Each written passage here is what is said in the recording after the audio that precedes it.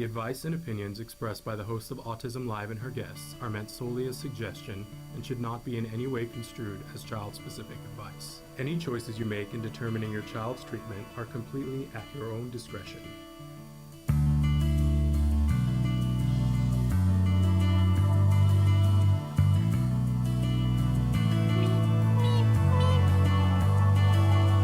Good morning and welcome to Autism Live. I'm Shannon Penrod and so happy to be here with you on this middle of March, wonderful moment. Today is St. Patrick's Day, and I have to start with a disclaimer that I thoroughly enjoy St. Patrick's Day, and green is my favorite color. I cannot wear green on this show ever, not ever, because we shoot on a green screen. And so, unfortunately, I can't. So I wore light blue, and we have the green grass behind me. But just know that I support you in wearing green today. My heavens, my name is Shannon, so of course I love all things Irish. We're thrilled to be here this morning, and it's a parent-to-parent day. And I want to start by saying I say a lot of things about IEPs versus 504s, and I've done a lot of shows in the past. My preference is always, if your child has a diagnosis of autism, that we start with an IEP and then you can graduate to a 504. But there has been some squawking about the fact that the Americans with Disabilities Act needs to be protected right now, and that there is the potential that a move is coming to dismantle the Americans with Disabilities Act. And if that happens, the ability to have a 504 plan will go away. So in a minute, I'm going to go through the 10 things that a 504 plan can provide. We will juxtapose that with an IEP, and we'll get there. But we for sure don't want IEPs to go away, and we don't want 504 plans to go away. Could they use a little work? Yes, absolutely. Nothing is perfect, right? But going away is not the ticket, right? So let's start here by welcoming all of you. The chat is open. We are live right now. It is Monday, March 17th. It is 2025. And we're excited to be here. We got a lot going on, and a lot going on this week. But right now, you can talk to me through all the different ways that we're live. We're live on Facebook, YouTube, and Twitter. You can check us out on any of those sites. We know that most of you listen to us later in podcast. That's wonderful, too. Our podcasts are available wherever you download free podcasts. So please check that out. I want you to know it is free, but you will get advertisements, and I hope that you will embrace those advertisers because they are what makes it free. If that is really more than what you can handle and you're like, Shannon, I'd really like to have it ad-free, you absolutely can do that by going to glow.fm/autismlive. You will see that when you do that, it is a $5 a month fee, and you get all of the shows that we do at the Autism Network, including Autism Live and Ask Dr. Doreen and everything else. Anytime we do a new show, it will automatically show up in your inbox, and it will be ad-free. I have to tell you that especially for the month of April, it's a very worthwhile thing to do, because if you miss a show, you're going to be like, I missed a show. Where do I find it? And we're debuting a lot of shows. I was just going to say a number, but I don't know what the number is. A lot of shows in the month of April, and they are amazing. So definitely check it out. We're putting out 5 new shows a week in April. And 2 a week are going to be in Spanish, thanks to the fabulous Chris Desmond. So there's a lot to check out. You will want to see that. A great time if you're going to subscribe on Glow. Great time to do that. Otherwise, you can just subscribe to us on whatever platform you're on, and they will show up in your inbox as well. But we do appreciate it when you like, share, subscribe, review, all of those things. I know everybody says that to death, but it's what keeps the show on the air. So if you have gotten anything from any of our shows, please participate and tell other people so that they can find it too. And like I said, follow, like, share, review, subscribe, all the things. Let other people know. Okay, the chat is open right now. As I mentioned before, we are hearing squawkings about ADA. It wouldn't be the first time that legislation has started looking at ADA and whether this is something that is possible. I just want to say a personal note that I was alive when ADA was enforced, and I had a mom who was physically handicapped. And so in my lifetime, I saw the difference of what it was like without the Americans with Disabilities Act and what it was like afterwards. And I can remember being a child, and there were places we could not go because my mother could not enter the building because there was no ramp and she was in a wheelchair. She wasn't always in a wheelchair. Sometimes in her life, she would have surgeries and then she would be on crutches. And other times she was able to walk on her own. But that was the vast majority of the time my mother was in a wheelchair or on crutches, or just even if she was walking, unable to do, like the steps to be able to go see the Lincoln Memorial. And when you think about that being the case for just one person, and and then when you multiply that times the millions of people, and some of them veterans, who were made disabled because they were defending our country, you really have to stop and ask yourself, why wouldn't we make things accessible? It's very easy. We talked about ableism the other day, and the fact that we all participate in ableism all the time, because your brain can't be responsible for thinking of what it's like for everybody all of the time, right? But I can tell you, when you have a family member and you can't go to something that everybody else takes for granted, it brings you up short, and you go, wait a second, I think there's more going on here, and I think I have to be a little bit more open-minded. For those of us who have loved ones on the spectrum, obviously it's different because the disability isn't physical, but I remember what it was like going to Disneyland before we had the guest assistance pass. And I remember taking my son the first day and going to Disneyland, paying hundreds of dollars to go into Disneyland, waiting in line for one ride, and him having a meltdown, and me looking at my husband going, we can't do this. This is not available to us. And the grief of thinking the happiest place on earth is not available to us and to our son, and we had been told he would benefit from it, that it would be, a good thing for him to go, and he wanted to participate. But, the next time we came back, we were able to use the guest assistance pass as it was then. Now it's the guest disability pass. But when you do not have access to something, it does not feel good. So Parker says, my state has been having a huge problem with classrooms getting evacuated due to behaviors so bad that a law is getting passed. Will FBAs and other behavior stuff get discussed today? We don't need kids getting evacuated from classroom due to people's behavior. Well, Parker, I'm going to take a second to talk about this right now. Here's the thing. It makes a difference what's causing the behavior. Every single school-aged individual has a right to a free, appropriate public education, right? IDEA is the one that allows that. But also, under the Americans with Disabilities Act, they have a right to access to those classrooms, right?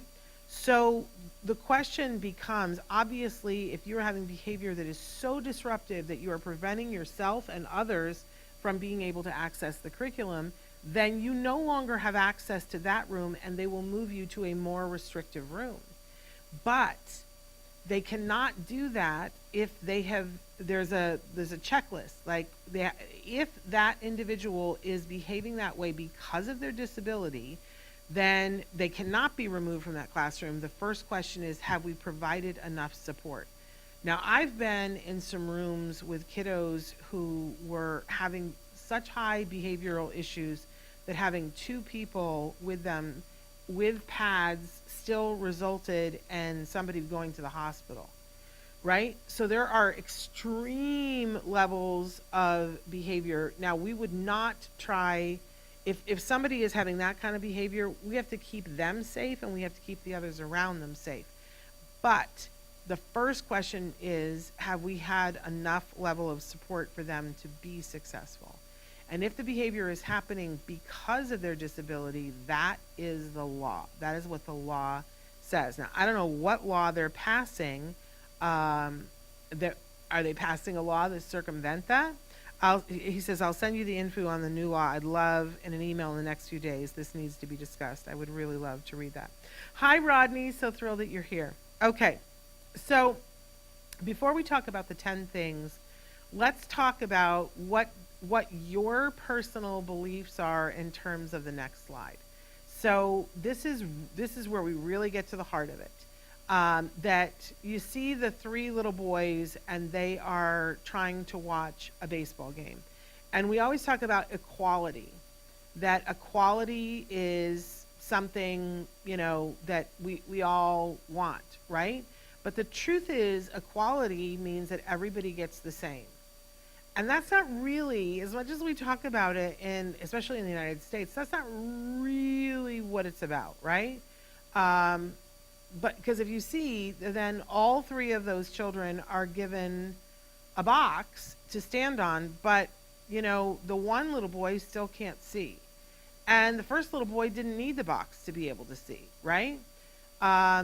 If we talk about equity is making sure that everybody has a free, the same opportunity, which means that some people will need more. This is a real battle right now because our country is divided about whether this is fair. We have people who are saying, but why should my tax dollars give something to somebody else and not give it to me? Because that person doesn't have the same opportunity as you. And then, now people are starting to talk about justice. I'm not sure that I agree with that picture. Because if the only way that I can see it is through a fence, my view is different than the other 2 boys. I am a person who believes in equity. You get to believe in which one of these things you think is right. I'm not going to tell you, but equity is what I think, having been raised by a parent who had different abilities and raising a young person who has different abilities, I'm about equity. But that is not everyone, and we need to accept that, right? But ADA is about equity. ADA, which is the Americans with Disability Act, is about making sure that people have what they need to succeed. And it isn't just about education. They're the entity that does the ramps because my mother couldn't go. I, as a child, did not get to go. We were going through DC. My mother could not go to the Lincoln Memorial because she couldn't have access, which meant I, as a child, did not get to go. I don't think that's right. I like the ramps. I think that every time I see a ramp, I'm like, this is wonderful. We were at my son's campus the other day because it was Grad Fest. I'll talk about that later. But my son said, hey, do you want to go to the library? They have a 3D printing lab there. And he said, I have a new print. Do you want to come and see it because you're on campus? And I said, yes, I want to see the lab. But we went to go in the library, and I said, where are the ramps? I think the ramps, I know it's a college campus and it's a state campus, so I know there's got to be ramps around the back, but there weren't any visible ramps. And I was like, where are the ramps? I'm always looking for the ramps, right?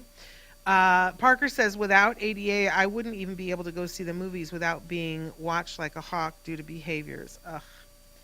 Ugh. Parker, sending you a hug. So it is about access. But if people feel like somebody is getting something that I didn't get, and it isn't even something you need, I remember in the 80s when the economy was really bad and they were giving out cheese. It was a farm subsidy because the farmers were hit really hard. They couldn't sell their product. There were people who were out of jobs. And there were no bread lines or soup lines, but they would pay truckers to go to a parking lot for somewhere and hand out cheese. And it was amazing to me because they didn't ask anybody anything, but people who had jobs and didn't need the cheese would get in line for the cheese and say, well, they're handing it out. Why wouldn't I get something that they're handing out? I have as much right to the cheese as the next person. And I remember going, you don't get it. you don't get it. If you don't need the cheese, why are you in line for the cheese? But some people, they're like, if they're handing it out, I got to be first in line. Okay, So let's talk about what does a 504 plan afford you? Because if it goes away, here's what you will lose. Again, there's IDEA, the Individuals with Disabilities Education Act. Yeah, Linda McMahon, that's what it stands for. Uh, so there's that. It's the law of the land, and it affords your child a free, appropriate public education in the least restrictive environment in which they can access the curriculum with supports. Okay, then there's the Americans with Disabilities Act, and when you have a child on the spectrum, they can have a 504 plan. Now, you don't need to have an IEP and a 504 plan, right? You don't.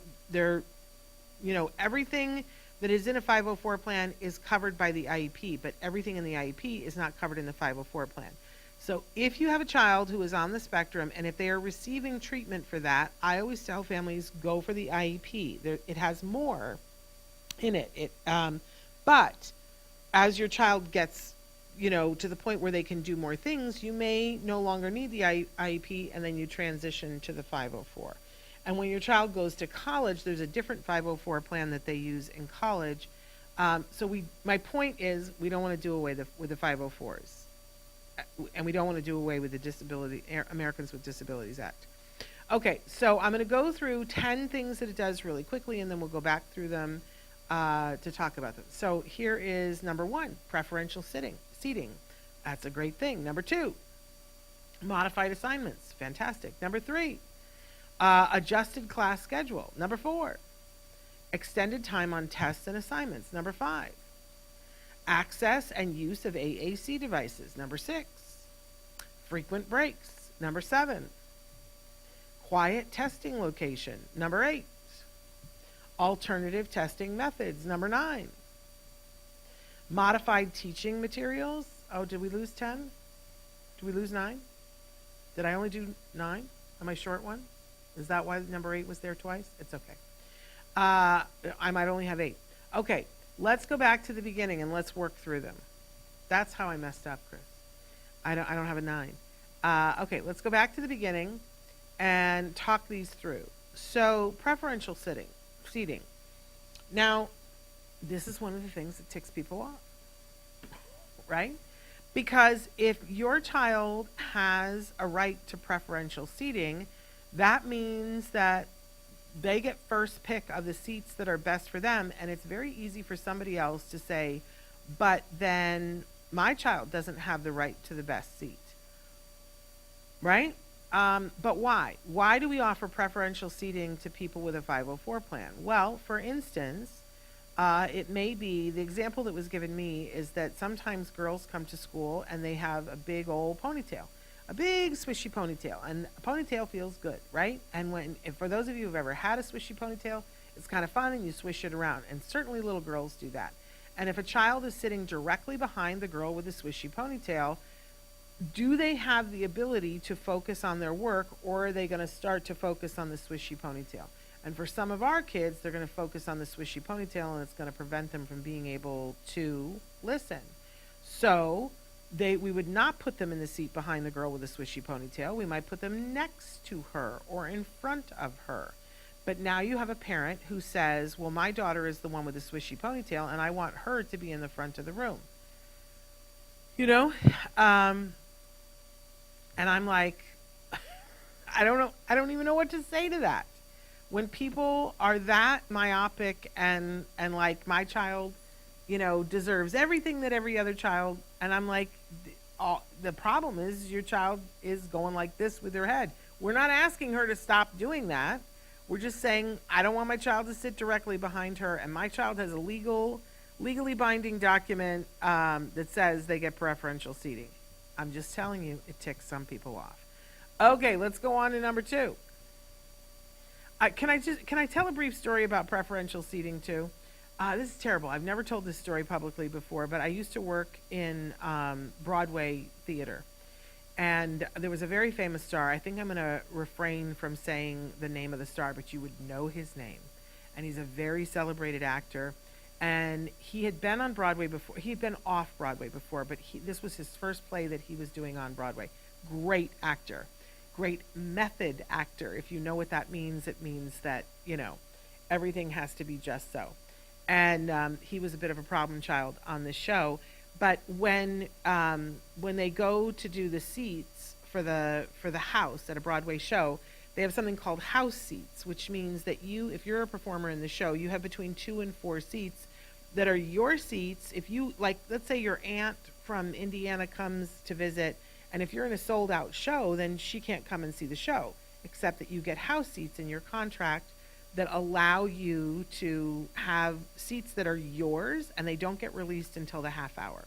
So if you go to Broadway and a show is sold out, if you hang out by the box office at the half hour, any of the actors who aren't using their house seats, those seats get released at the half hour, even in a sold out show, and they're the best seats in the house because they're the ones that are given to the actors. Okay, so it was time, it's preferential seating, right?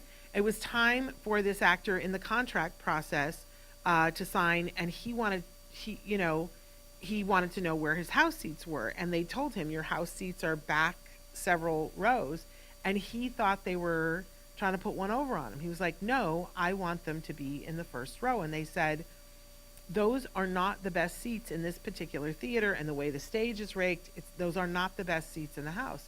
And he said, you can't fool me. I know. I want the best seats in the house, right? I want what everybody else has. And they were like, but everybody else has them 5 rows back. It's a better eye line, and nothing would do. So fine, they signed the contract, and he got the seats that he wanted, and then his agents came to see him in the show. And afterwards, he said, how did you think of the show? And they were like, well, we didn't want to say anything, but the seats you got us were really terrible. All we could see was the top of your head. And he threw a tantrum the size of Montana.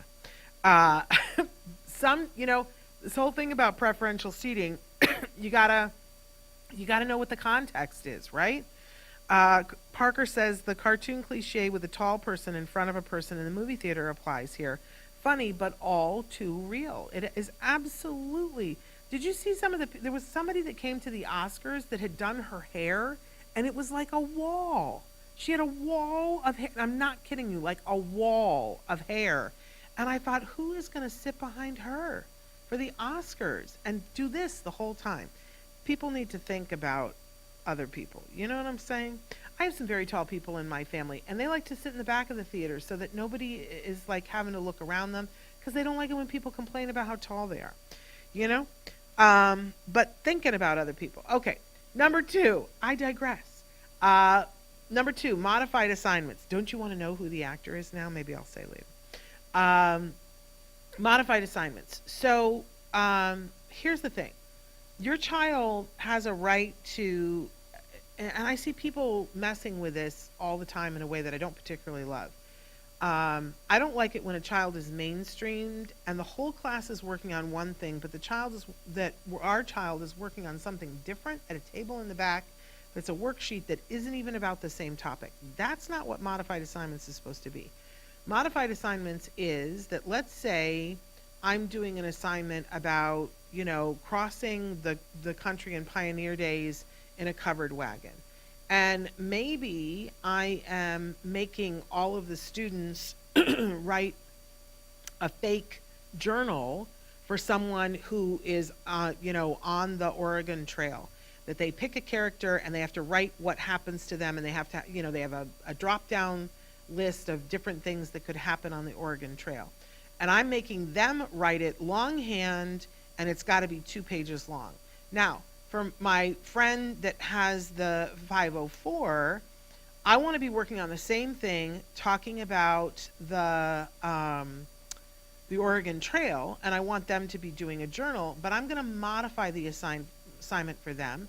I'm not going to ask them to do it longhand.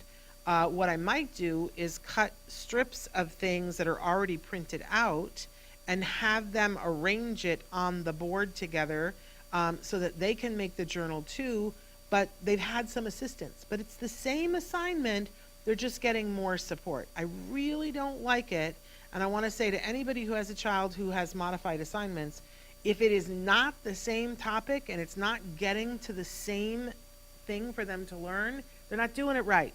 They're not doing it right. And a lot of people don't do it right. But modified assignments help. If you think about it, the example that I gave, now all the children know about the Oregon Trail. Did I give more help and support to the student who had the 504? Yes.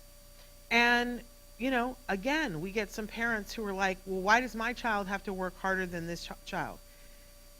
And it makes me dizzy. It literally raises my blood pressure. But I always want to say to parents, is that what you want for your child, is for everything to be easy? Or do you want us to push your child so that by the time they get to Harvard, that they're capable of doing the work? Because that's really the question here. It really should be that every student is able to be pushed to the level. When I was teaching, my kids had different assignments according to what would motivate them, Okay, so modified assignments. Number 2, it's a very good thing if it's done right. Number 3, adjusted class schedule. So, for instance, we have push-ins and pull-outs and things like that. And, we might need to take this child and allow them time to be in a quiet room to work on something because of sensory overload. We aren't going to be as rigid and say, well, this is what time we have music, and this is what time we have PE, and this is what time we do math. It may be that when everybody else is at PE, this child is doing something for OT. Do you know what I mean? So we're going to adjust it. We even have students that have a half day because they're doing medically necessary treatment for the rest of the day, or just some of the days, right? But we have that flexibility if that is what is appropriate in a 504 plan, which, if you think about it, is a wonderful thing, right? Okay, moving on to number 4. Extended time on tests and assignments. Now, this is one that is really a fabulous thing because, it's so arbitrary about saying, well, this is how many minutes you have to do the test.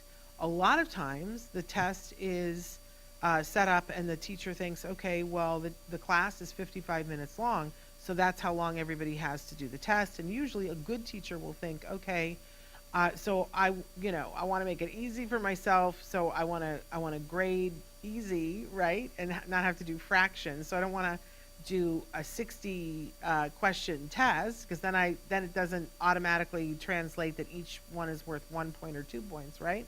And so a teacher who's been around will think to themselves, okay, I'm going to make 50 questions on the test, and that means that they have to be able to answer these questions in about a minute. And that leaves them a couple of minutes to go back and check their answers, right? That's, how a thoughtful person designs a test. But it's arbitrary.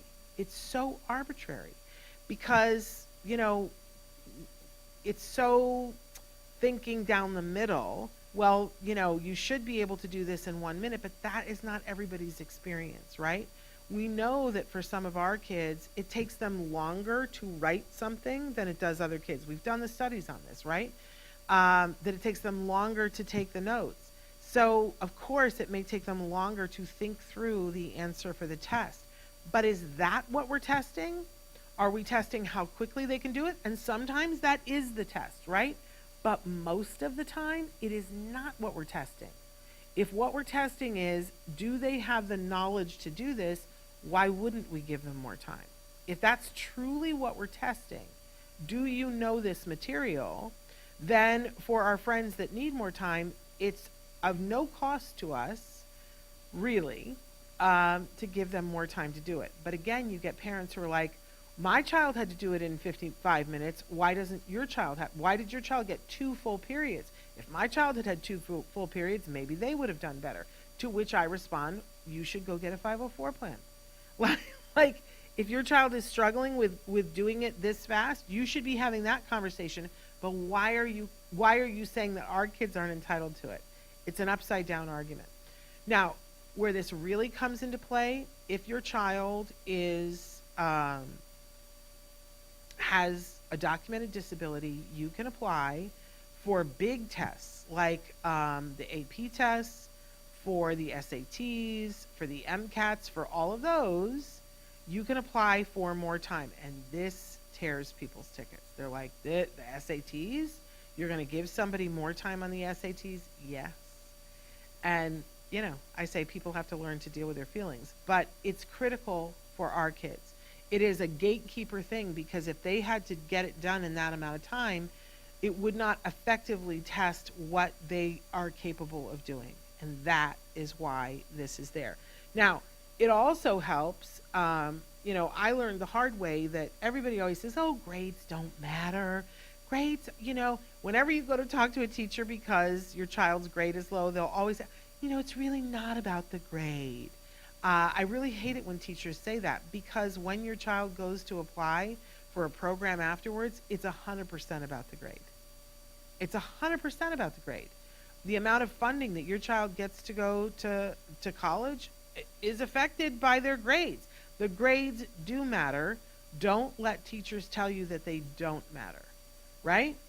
And your grade, part of your grade is tests and part of it is assignments. And sometimes our kids need more assignments. Now, I'll be honest with you, when Jem was little, we saw that as the work got harder, sometimes he needed a little bit more time. And so we had a rule that, but not only that, we saw that sometimes he did the work, but he forgot to turn it in, right?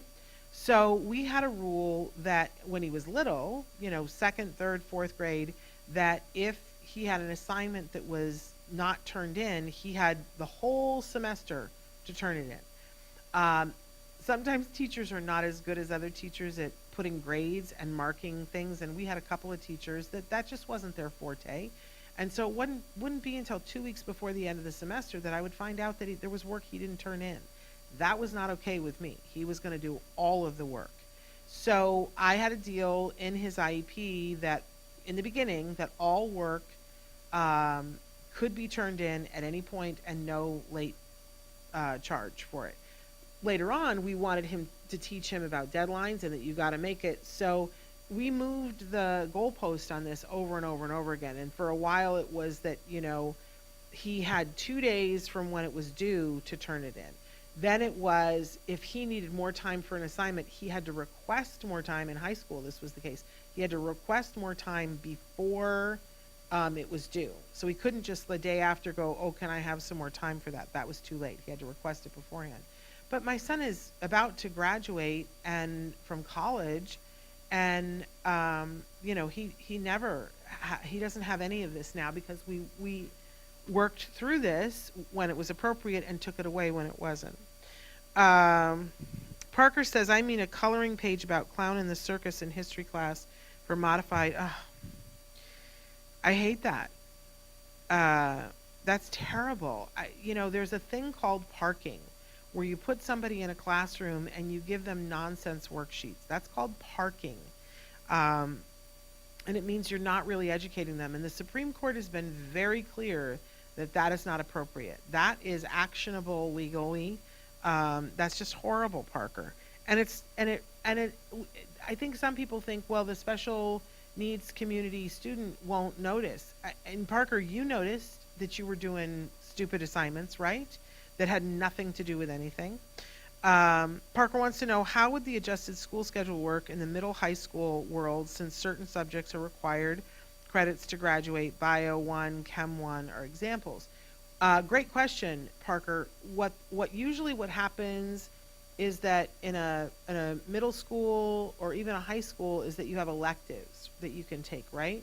And so usually what they'll do is recommend that at least one of the electives is a class that is just about support. Depending on what the student needs, it could be an RSP class where they're working with somebody on their assignments. It could be a class where that's a study hall instead of an elective, where they get to catch up on things. But it could also be directed with someone else or in a small group where they work on something together. It gives extra time for whatever. And most of the other students would not be afforded that time. They would be taking an elective, right? But also it does mean that the flexible schedule, that if somebody needs to take a break, and we're going to talk about breaks in a second, that they have the ability, even if it's during Bio 1 and Chem 1, that they take a break. The clown thing never happened to me, but it happened to an acquaintance of mine. And I'm guessing, Parker, did that acquaintance realize that the work, that by coloring a clown worksheet rather than what the rest of the class was working on, Did they realize that they were being discriminated against, and how did that make them feel? That's the thing that I want to know. Okay, moving on to number 5.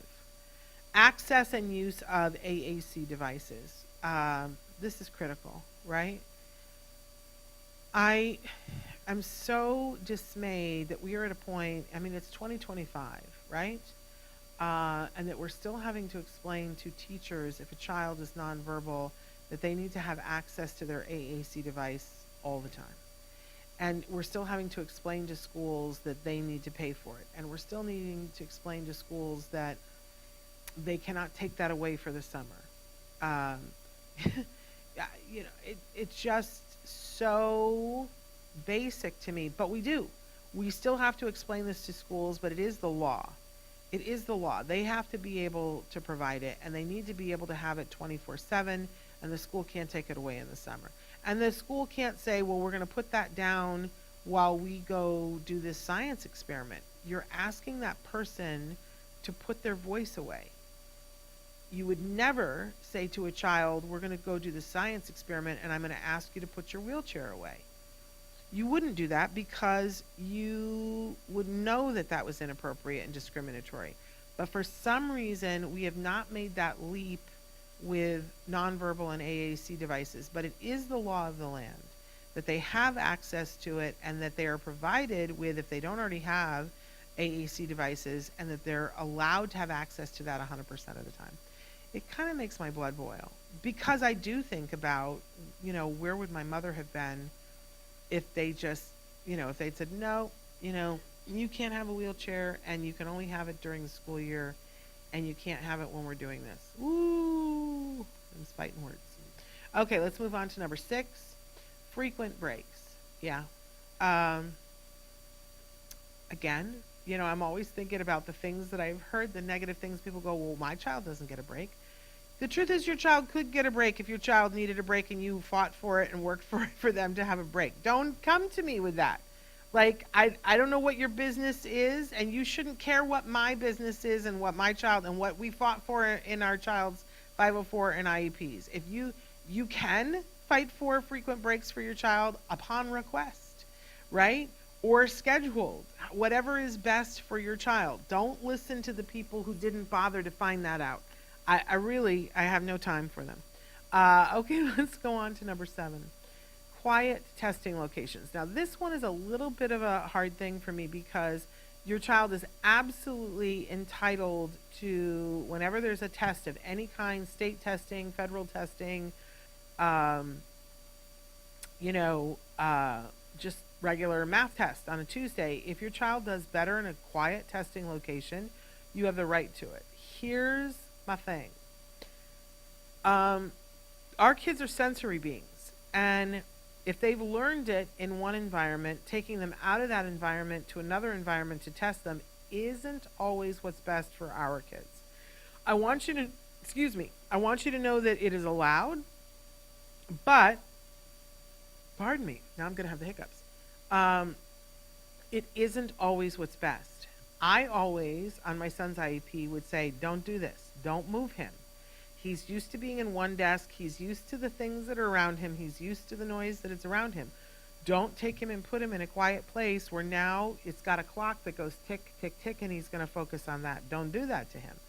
And because it is such a norm in 504 plans and IEPs, you know how many times somebody would come to the door and say, you need to come with me. They wouldn't tell him why, because they're not allowed to. It's HIPAA. And they would take him to a room where he would think he was in trouble, and they would put the test in front of him, and he would go, no, if this is a test, I'm supposed to be in the other room. And they would go, just take the test. And then I would have to go to school and say, who did this? Have you read his IEP, or did you just assume? You just assumed. That's not what he does. You violated his rights by doing that.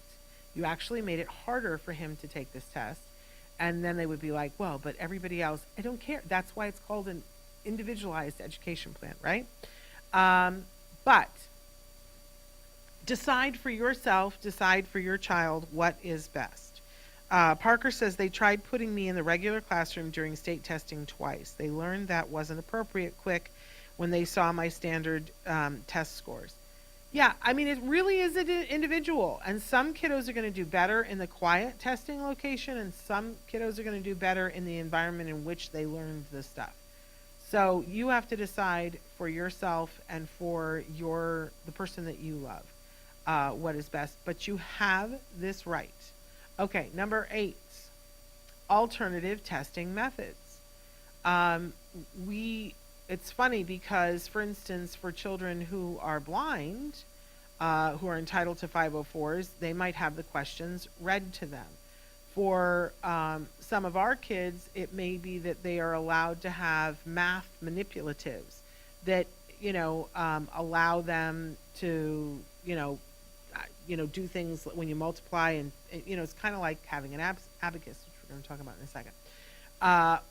But they are entitled to have the questions read to them. If filling in a bubble is too hard for them, they can have somebody with them and they can point to the bubble and have somebody else bubble it. There are all kinds of different alternative testing methods. There are verbal questions that are asked that children have to do a writing sample, and for our kids that can be waived and they can give a verbal response. And the opposite is true, that if there's a verbal response, our children have the ability to write the response, whatever is right for them. So just know that that's a thing. Apparently we don't have 9, right? But let's go on to 10. Modified teaching materials. This is a very interesting thing, and especially in early grades, the manipulatives for math are really important because it gives a visual example of something. So when you are putting 4 plus 7 on the board, that's a concept of 4 and a concept of 7 and a concept of 11, right? And our kids sometimes can't make that leap because everything of picturing things isn't quite there yet. They don't have the fact that the 4 is a symbol for 1, 2, 3, 4 things. So pairing that with 4 of something solidifies it for them and helps them. Eventually they will get to the point where they will understand that 4 is a symbol, right? But in the beginning, it's really critical that we give kids, they call them manipulatives, things that they can move and move around and use to help them to learn whatever the thing is. I love watching a good teacher teach fractions with pizzas. Come on now. You can teach fractions all day long, right? And you can teach it on the board, and some of the kids will get it. But even the kiddos that aren't having any learning disabilities are going to struggle a little bit, right? And I remember when I was taught fractions, the teacher had marbles in little, no, that was multiplication, had marbles in little Dixie cups. But there's a video of a teacher, an award-winning teacher, teaching fractions with real pizza.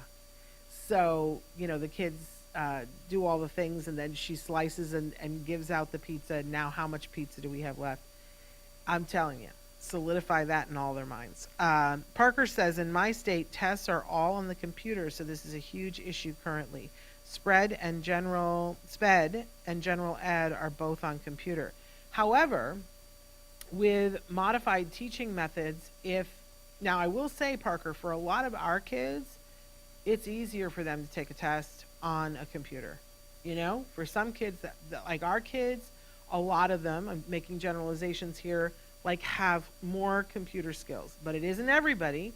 And that is why it can be individualized, that they can give a paper test to a student who isn't able to do it on a computer. With the 504, that makes it possible, right? It also makes it possible for their computer to be in another space. It doesn't have to be where the computer lab is, right? It makes it hard on the school. Schools don't like to do it, but it's the law. It's why we have 504 plans. So let's just pause for a minute and think about the value of all of these things. It allows people who otherwise may not have been successful to have the opportunity. And that's really what this is about. So I hope that now of course, If your child is still being treated for autism, they are still receiving therapies, I really think you need the IEP. What's the difference between the IEP and the 504?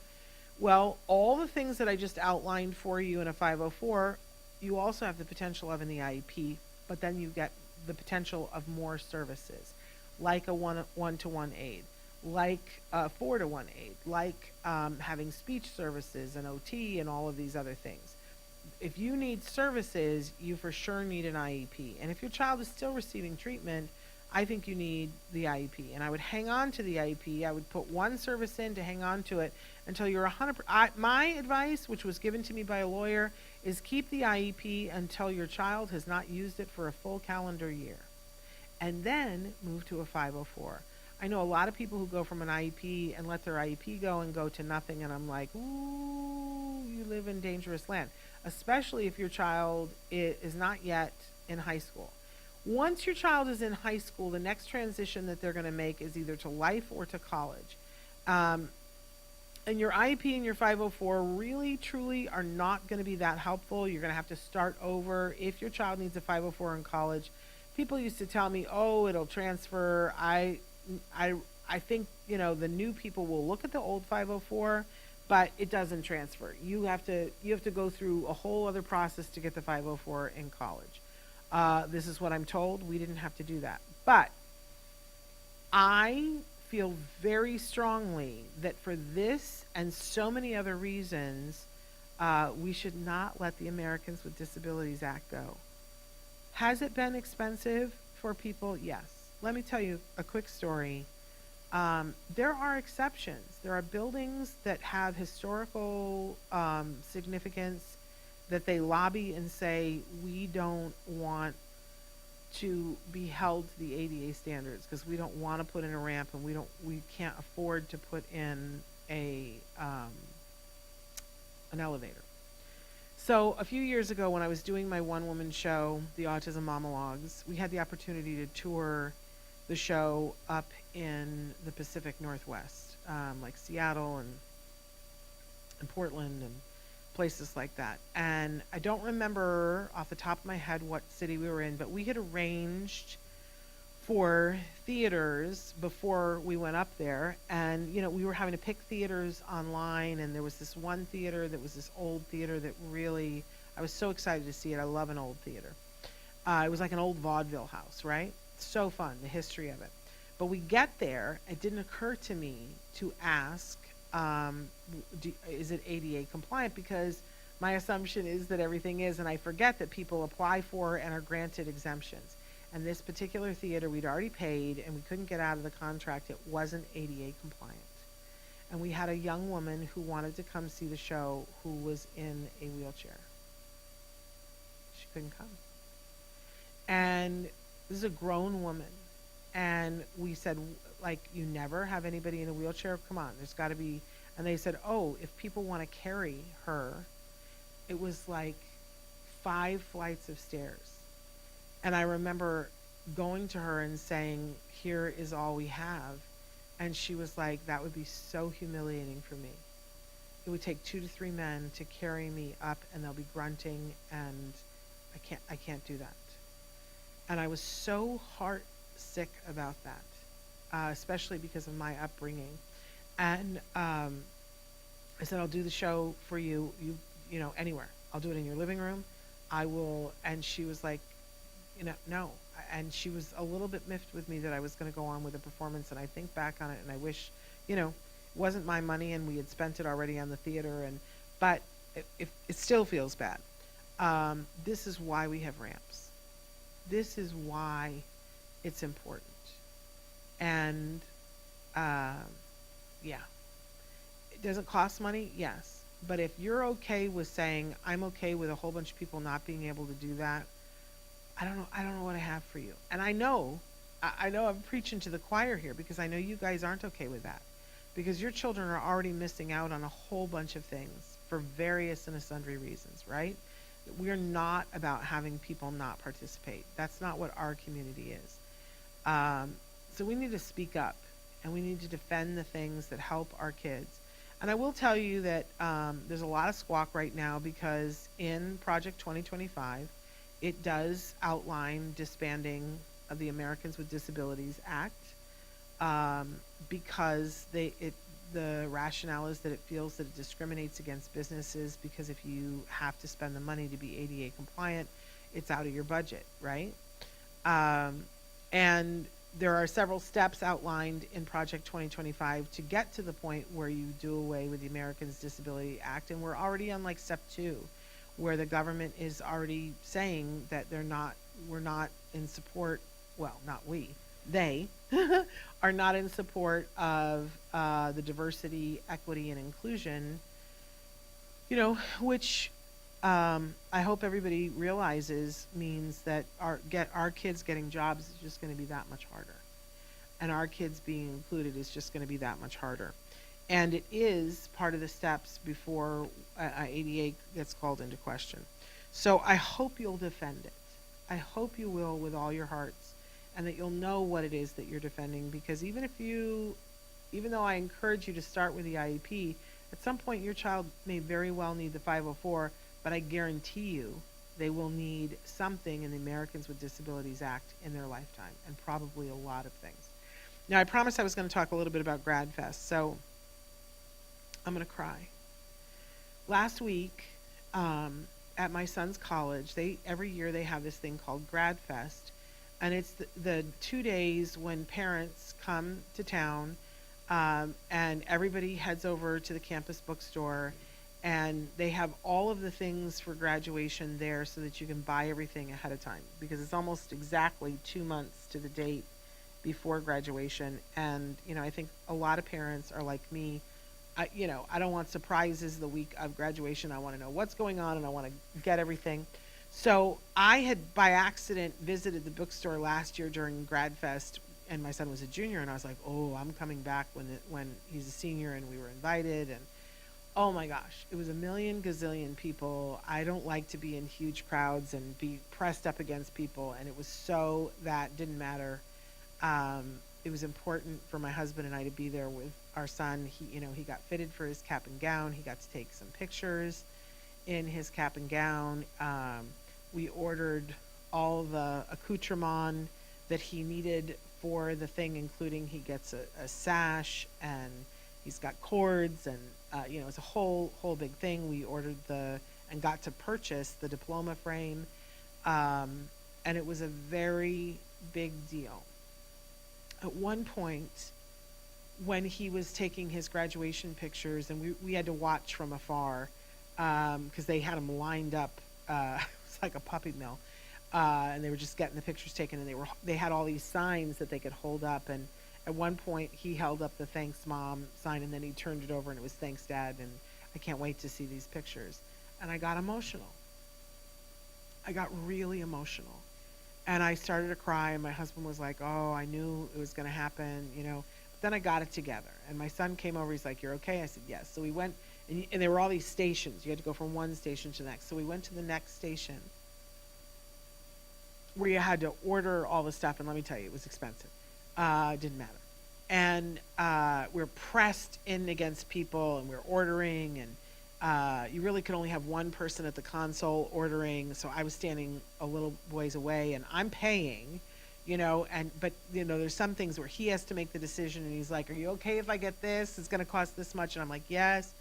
And I stepped away for a second. It was just too many people. I was just overheated, and they had a display of the announcements, and they had some extra stuff, and I said, what's this thing? And it was, it's a letter, it's a certificate, that you can give to people, and basically the language is, I couldn't have done this without you.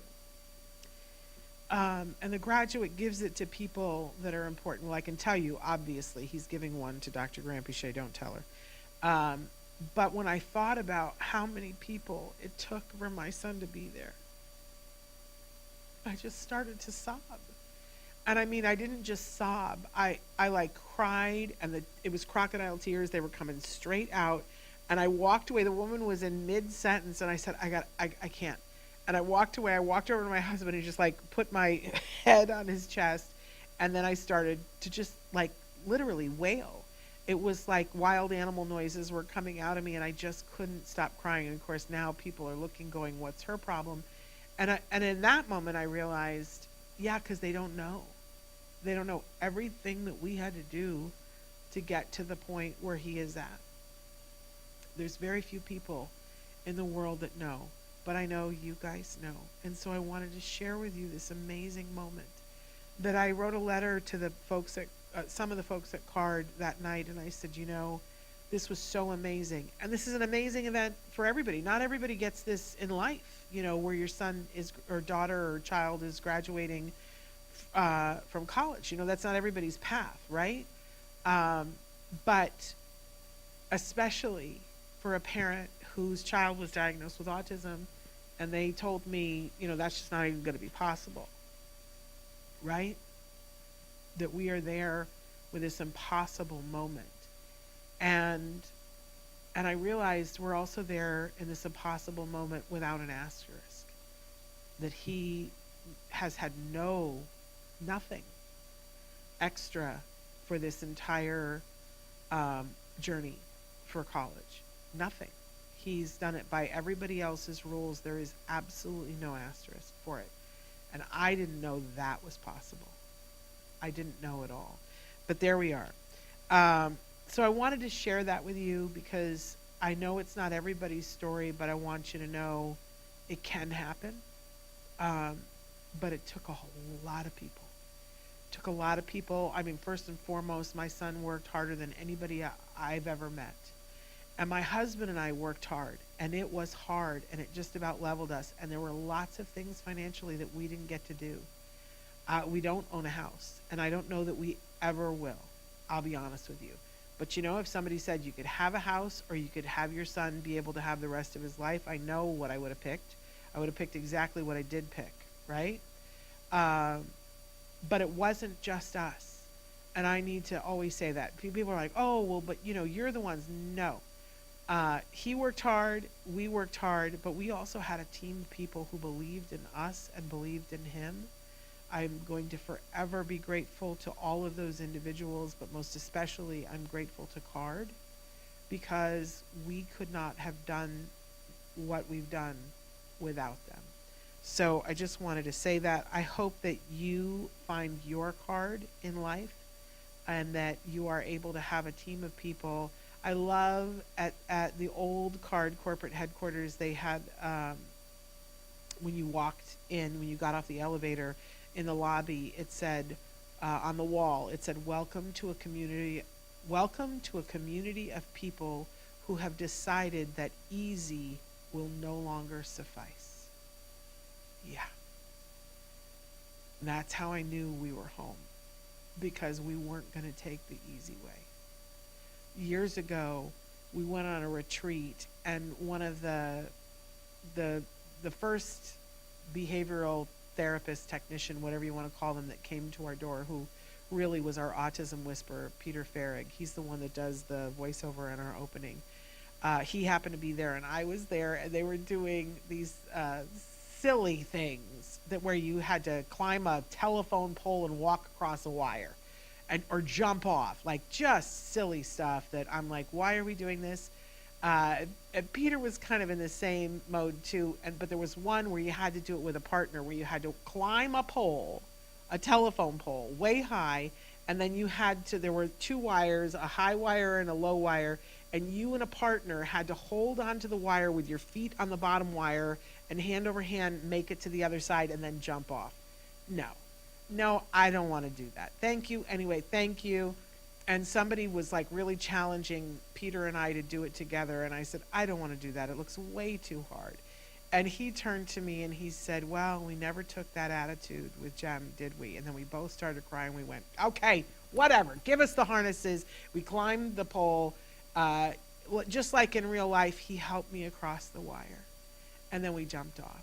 And it was a metaphor for everything that we had done. It was huge. I'm going to be forever grateful. I hope you find the people in life who will do the hard things with you and help you to climb and help you to make the leap, because it makes all the difference. Okay, I've cried enough. We have amazing shows for you. Let me just tell you, we're here tomorrow with Dr. Grant Pichet, and that's wonderful.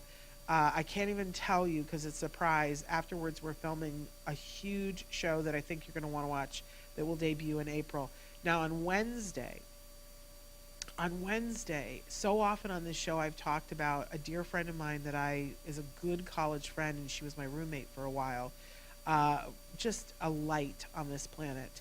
Her name is Kelly Walton, and I've never said that before, but she is also the mom of a spectacular young man on the spectrum. But Kelly's son was diagnosed in a different decade than my son, and she had a different path than I had. And we've had many tears over our different paths. Uh, and we've always talked about her coming on the show. She's scheduled to come on Wednesday, and I'm just going to tell you, it will be a laugh riot because Kelly and I always laugh, but we always have some tears too. So I think it'll be a really incredible show. I also want you to know that we'll be talking about the Sunrise program on that show. We don't talk about it very much on this show, but that is the treatment that she sought with her son. So we're going to ask her for firsthand information about what that was like, what she liked, and maybe what she didn't like. So we'll be talking about the Sunrise program, and that's not something we talk about a lot here. So it's a show that you should definitely tune into. And then, more incredible stuff coming up next week. So I'll keep you posted on that. But don't miss Ask Dr. Doreen tomorrow. Until then, give your kiddos a hug from me and one for you too. Bye-bye for now.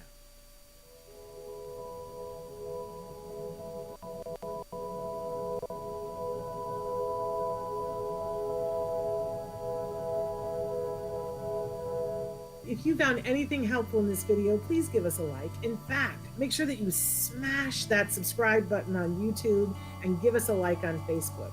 You can also follow us on Twitter and on Instagram for important updates. And please download our free podcast wherever you get your podcasts. Thank you so much. See you next time.